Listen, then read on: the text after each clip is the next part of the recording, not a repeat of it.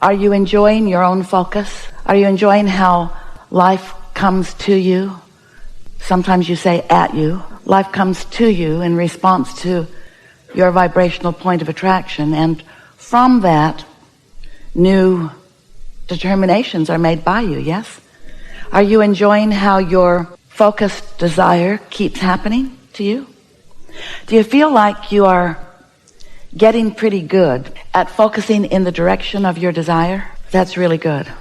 That really is the key to deliberate creation. It's the key to living a happy life, is to be focused in the direction of your desire. We're going to put that into a new term here. At least it's a phrase we haven't offered to you before. And it's the power of non-resisted desire. Oh, the power of non-resisted desire. Someday you'll get some of that. Teasing you a little bit, but mostly you don't have non-resisted or unresisted desire. You have desires that you resist with beliefs. In other words, I want more money, but where I stand right now financially is so in my face. So I have a desire for more money in an experience of not enough. So would you call that non-resisted desire or resisted desire? I have a desire for an improved relationship with this one or that one, but I have this reality of what the relationship currently is. So does that seem like an unresisted desire? Or is it a desire that is sort of muted by reality? So you must be wondering, well, then I guess we're doomed, because reality is sort of obvious. In other words, the phone rings, people drop by. I've got a computer and a smartphone. So it is not a simple thing for you to have non-resisted desire, because reality keeps messing with it. Now, it doesn't need to mess with it. You could get so focused. You could decide in such a powerful way that you're going to be a selective sifter and only focus upon the reality of your life that doesn't resist your desires. But that would require sleeping a lot, tremendous amounts of meditation, and lobotomies, because life is what it is, and that's a good thing. We are not wanting to make you think that you've got to get so disciplined in your thought that you just stop looking at reality altogether, although we would far rather that you create reality rather than face it. But facing reality is part of creating new reality, because there is a bouncing off place, and that's where you stand. And your current beliefs, you didn't make them up. Life taught them to you. You learned them because you gave attention to things, and the law of attraction matched you up with things that were like them. And so it would feel ridiculous to you to just deny your reality and say that something that is isn't, or something that isn't is, because you are practical in nature, and that serves you sometimes and doesn't serve you sometimes. But what we really are asking you to consider is not giving up your now reality altogether, not even, or not ignoring it or denying it, but just get out ahead of it with your thoughts. Sometimes do, meaning do some segment intending. I've just got into my automobile and I'm on my way somewhere, and in this segment I want to have a comfortable drive, and I want to meet up with other compatible drivers, and I want to feel happy in my body and in my vehicle, and I want to be rested and ready when I arrive where I'm going. That kind of thing, getting out ahead of it. Because when you're getting out ahead of it, when you're looking forward, you're less likely to be contradicting your own desires. Now, it doesn't mean that just because you're looking toward the future that you're not contradicting desires, because you sort of do that. If you listen to a meal around a table with a few people, and you listen with new ears following this time we are together, you may find yourself a little startled at how much looking back at things to complain about goes on almost everywhere you go. And almost no one knows that is the defeating element. That is the opposite of discovering the awesome power of non-resisted focus. We've been saying to you for a while, you've been listening to us for a while, we've been saying to you for a while that one who is connected to source energy, we've said it in a few different ways, one who's connected to the stream, one who is in the vortex, one who's tuned in, tapped in, turned on, one who's under the influence of source, all of those things meaning the same thing. One who is connected to source energy is more powerful than millions who are not. That is a non-resisted thought. And we want you to discover for yourself the power of non-resisted thought, because we love you so much, you just hardly ever do it. You are so objective with your thoughts. You are so weighing the pros and the cons and the pluses and the minuses. You are so not wanting to hurt someone's feelings who's standing in a belching of complaint. And you don't want to make waves. And it feels weird to you if you've trained your thoughts into optimism when you are talking or living with a pessimist. We know how that is.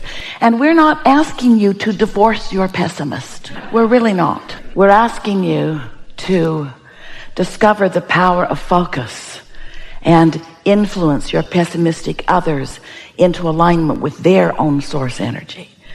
What we really want for you is that you discover your own power. And until you do, then you're sort of sloppy in your creating. You're creating by default.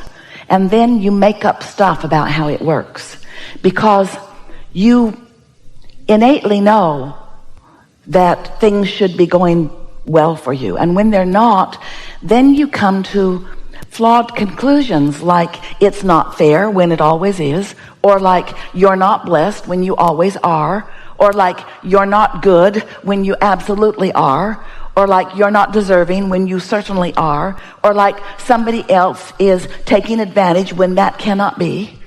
It's attraction, attraction, attraction, attraction, attraction, attraction. It's attraction.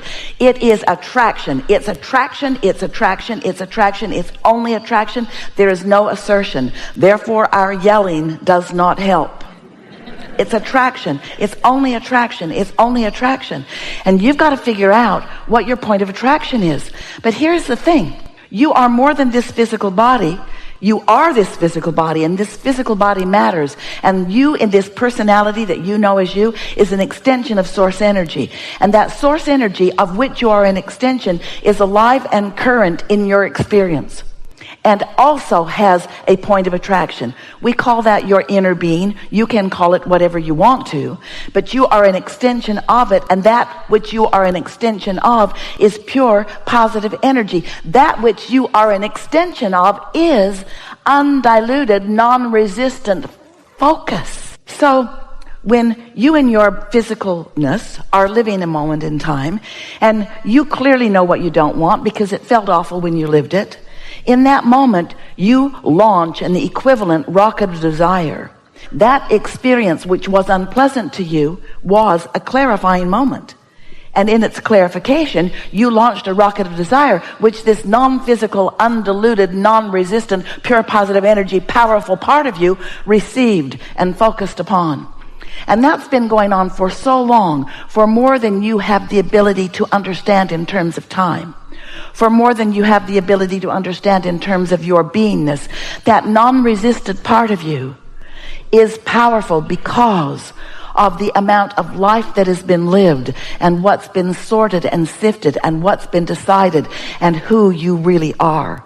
And when you hook up with that part of you, you have the same power. The energy that creates worlds flows through your focus. But if you don't utilize it, if you contradict it, if in the moment something happens, when you meet a new friend and you think, I really like you, and you feel that good feeling of love or caring or appreciation, maybe some goosebumps, maybe you want to lick their face, you just feel this attraction to them. That's a moment of empowerment, because you're feeling what your inner being is feeling. In fact, you're letting yourself feel what your inner being is feeling.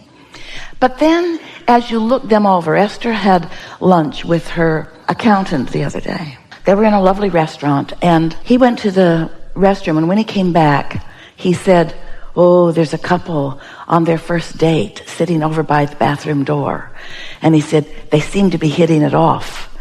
And Esther said, I hope they don't tell each other about each other. Because she's heard us say, you get together, you're all bright and shiny, you're all tuned in, tapped in, turned on, you're in your power, you're glowing bright, you're giving the best of yourself to the other, you're seeing the best in the other, and then you say that human thing, tell me about yourself. And so about half an hour later, Esther went to the bathroom, and it was not a pretty sight. Oh, they were getting along. Neither one of them had their inner being along for the ride at that point. She was explaining about her last relationship, and he was looking on with concern. And so if you find a thought and it feels good to you, identify it, isolate it, and try to maintain the vibrational equivalency on it as long as you can. So we say a lot of things, don't we? So when you start with the premise that when you are connected to who you really are, you are powerful. So let's just use that as the basis from which we move forward. And now we want to say to you that what you give your attention to is what you're attracting into your experience. And now we want to say something to you, and you will remember it all of this day, that the difference, the only difference worth talking about between the non-physical you that we described as your inner being, who is aware of you at all times and with you in every moment, and you, the only difference between the two of you that we really want you to remember forever is that your inner being does not look back. Your inner being just keeps being the forward-most version of you, not looking back in any justification, in any comparison, in any defense, just bees this wonderful culmination of life, looking forward to. Now, here's where you come in. You're in your body and you're exposed to contrast. That's a good thing. Doesn't feel so good sometimes to you, but it is a good thing.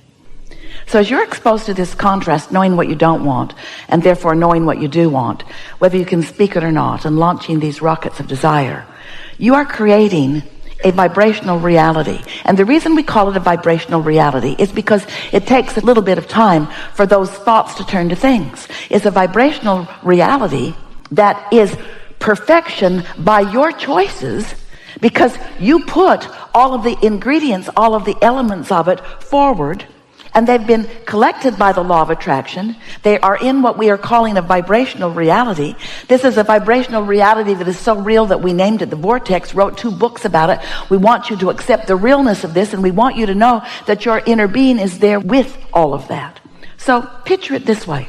All of the ingredients that you have been finding through life, all the, yes, I prefer that, and wouldn't that be wonderful, and I really like that, and I will look forward to that, and I know what I don't want, I know what I do want. All of that sifting and sorting that you have done for far beyond what you recall from this physical life experience is in this vibrational reality, and your inner being is all over it, knowing every bit of it. And what that means is, now this is new, we have not said this to you before, but this is your new empowering information. This will take you into the stratosphere in terms of what other people are watching around you.